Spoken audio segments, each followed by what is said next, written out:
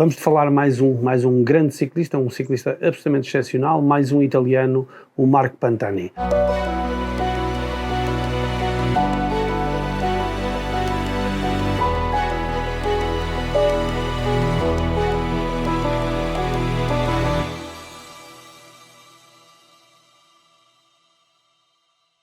Olá, Américo. A primeira coisa que eu queria abordar é a imagem do Pantani, não é?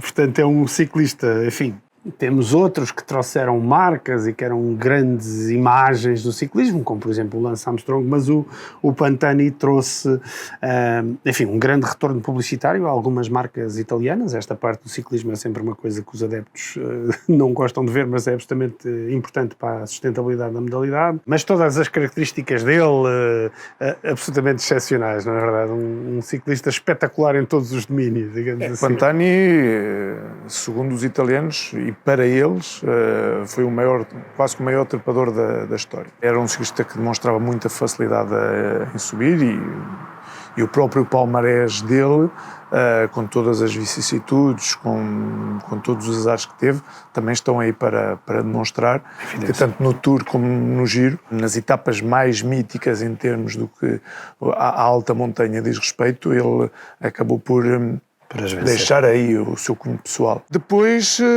acaba por ser um ciclista que acaba por demonstrar ao longo da sua carreira que teve sempre ali algum problema de uma certa irregularidade. Mas acabou por ser um ciclista muito, muito carismático, porque ele passou a profissional numa equipa que era a Carrera, uma equipa italiana que teve muita história no ciclismo italiano, vencedores inclusivamente da Volta à Itália, um tal de Roberto Vicentini, depois a posteriori aparece o Claudio Chiappucci a fazer grandes exibições tanto no Giro como no Tour, e depois aparece este Marco Pantani a passar em 93 a profissional e logo em 94 acaba por fazer terceiro no Tour atrás do Miguel Indurain e inclusivamente já vinha de fazer segundo no Giro detrás de um russo que era o Eugênio Berzin. E logo aí, logicamente, com estas duas prestações, acabou por demonstrar que estávamos perante um ciclista que, muito embora fosse principalmente talhado para a alta montanha, tinha todas as qualidades e capacidades para poder vencer uma... Depois ali em 95 acabou por, em termos do que ao pódio diz respeito, não conseguir nem no Giro nem no Tour. Em 96 acaba por ter uma queda gravíssima que toda a gente dizia que era quase impossível ele voltar a ser ciclista profissional. Tanto no ano de 96 não corre e termina o contrato e há um senhor, um tal de Luciano Pezzi, que já tinha sido diretor do mítico Gimondi, inclusivamente no ano que o Gimondi vence a Volta à França, que acaba por formar uma equipa em torno do Marco Pantani, porque, segundo ele, foi o único que acreditou que ele podia vencer uma grande volta. Ao nível em que então fez uma equipa humilde, se assim quisermos chamar, mas toda ela voltada para o Pantani. Então o Pantani, em 97, volta a ter um resultado bastante interessante na Volta à França. Consegue voltar a fazer terceiro na Volta à França.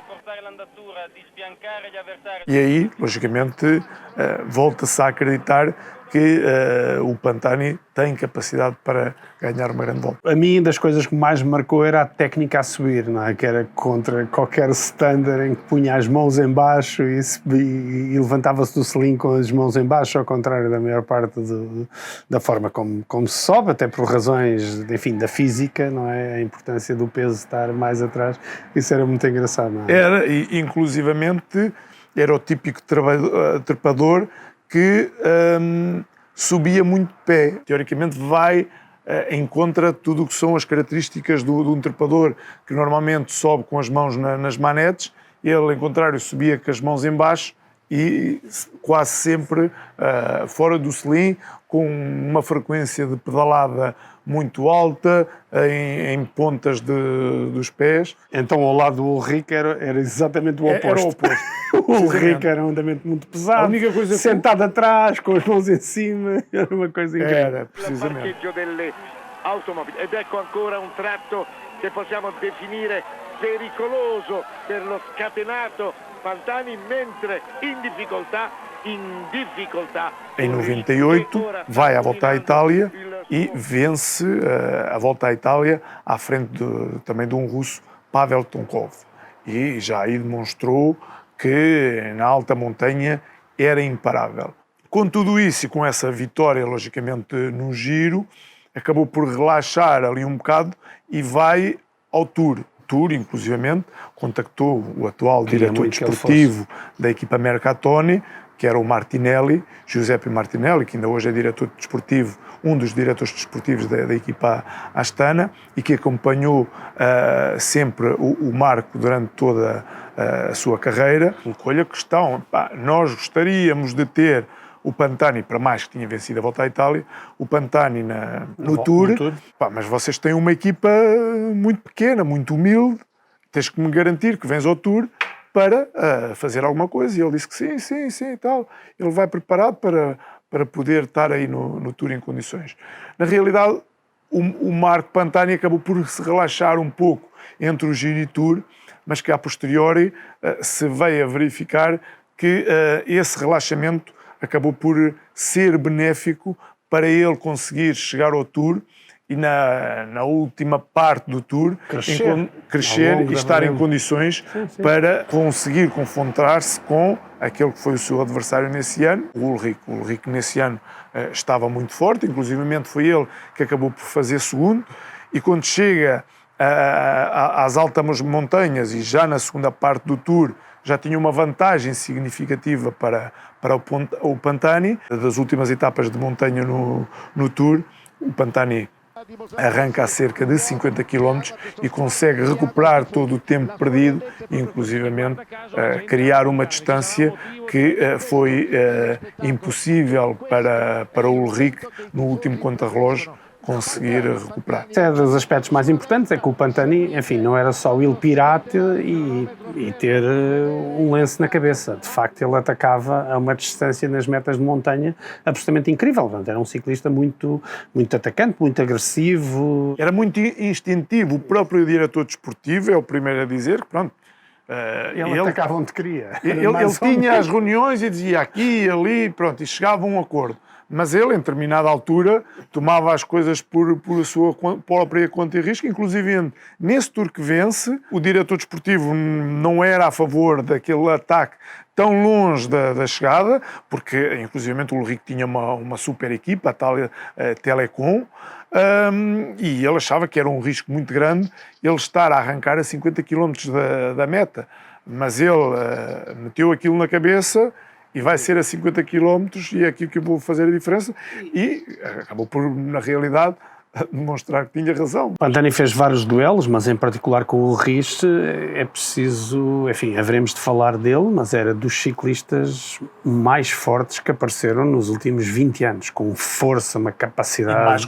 E mais completo. Portanto, também teve uma carreira, enfim, eventualmente podia chegar mais longe, havemos de falar nisso, mas de facto era incomparável a força que ele aplicava e enfim. É quase inevitável falarmos um bocadinho do final trágico do Pantani. Na verdade foi uma tragédia para ele, mas para o ciclismo, evidentemente, e particularmente para os italianos, que tinham uma relação afetiva com aquele herói, enfim, uma coisa de uma tristeza por demais, não é? Assim, o Pantani vence, como eu te disse, estas duas grandes voltas, Giro e Tour, no mesmo ano, inclusivamente, e mais ainda, quer dizer, o Pantani vence um Tour passado, salvo erro, 33 anos do último italiano a vencer uma Volta à França, o que foi muito significativo para o ciclismo e para os fãs do ciclismo em Itália, que foi o Felicito Gimondi. E isso, logicamente, criou à volta do Pantani uma aficião muito grande dos adeptos italianos. Tifosi. Precisamente. E ele sentiu-se mais fortalecido ainda com esse apoio que tinha da Itália. E vai ao Giro de 99 e volta a começar a dar o espetáculo que tinha dado no ano anterior. O caso é que, na altura, fazia-se aqueles controles ao hematócrito, que havia um patamar que era 50 de hematócrito. E na chegada à Madonna del Campilho, o Pantani e toda a equipa da Mercatoni foi controlada e pelos médicos da UCI e acaba por dar um valor superior a esse patamar que era 50. Não era considerado doping, devemos de referir. Para clarificar em relação às pessoas, portanto, estamos a falar, enfim, da quantidade de glóbulos vermelhos por litro de sangue, digamos assim, não é? A capacidade de oxigenação. Mas o regulamento da altura era que aquilo não era doping, único e simplesmente que afastavam o ciclista da competição, tinha 15 dias sem poder competir, porque se entendia que aquilo era perigoso para a saúde do atleta. Nomeadamente pelo risco de AVC, pronto, só para traduzir para as pessoas. Certo? E retiraram-no da volta à Itália. E aí começa a ser o grande declive do Marco Pantani. Sim, ele ficou desmoralizado com isso. Porque o Pantani achou que aquilo foi uma injustiça, achou, em palavras muito concretas, que houve uma perseguição a ele, foi o sentimento que ele teve na altura. Moralmente... Era um atleta muito emocional e, portanto, aquilo tocou-lhe muito fundo. E moralmente não conseguiu dar a volta a essa situação e nota-se claramente que os resultados dele, a partir dali, começam a decrescer e ele não consegue voltar, muito embora ganhou pontualmente aqui e ali, inclusivamente ganhou ao lance da Armstrong no Mont Ventoux, um duelo que ele não gostou nada e que foi dos adversários não ganhou com aquele que tour, ele mas ganhou a etapa. Ganhou a etapa no Mont Ventoux. Mas nunca mais voltou a ser o Marco Pantani que tinha sido até então e acaba por deixar a carreira em 2003. Mesmo assim, não com um grande resultado, 13º, salvo erro, 13º ou 14º na volta à Itália, mas longe daquelas prestações que ele tinha tido em anos anteriores. E ainda era jovem, não? Ainda tinha uns anos à frente. E logo aí começou-se a detectar uma depressão muito grande, foi tratado, ou andou a ser tratado dessa depressão, mas pelos vistos não foi o suficiente e apareceu morto em casa em 2004. Há uma controvérsia muito grande à volta da morte dele, porque muitos especulam do que é que terá sido a morte dele, inclusivamente abordou-se muito, depois da morte dele, esse problema de Madonna del Campilho, dessa chegada do hematócrito dele, se nessa situação estava precisamente à volta de que eventualmente houve ali a máfia mesmo, estamos a falar da máfia italiana envolvida nisso devido a um sistema de apostas. Pronto, é natural também que quando aparecem atletas e não só que criam este misticismo em torno deles e logicamente o Pantani acabou por ser um ciclista, ainda hoje em dia é um ciclista mítico. Sim. E inclusive também sabemos quando ou um atleta ou um artista morre bastante jovem que fica sempre essa mística. E por tudo o que aconteceu à volta da sua carreira, o Marco Pantani, logicamente, tornou-se um ciclista mítico. Enfim, e provavelmente só mais recentemente o Nibali conseguiu ser um ciclista italiano a este nível, não é? Precisamente, assim, precisamente. Ganhou um Tour e ganhou E criasse um pouco... Sim, mas sem aquela capacidade de mobilização popular do Pantani. Isso é... Muito bem, falámos assim de Marco Pantani, um grande ciclista italiano, como descrevemos aqui, ficou ao nível do mito. Foi o canal Inside, mais uma rúbrica de Histórias e Glórias. Muito obrigado.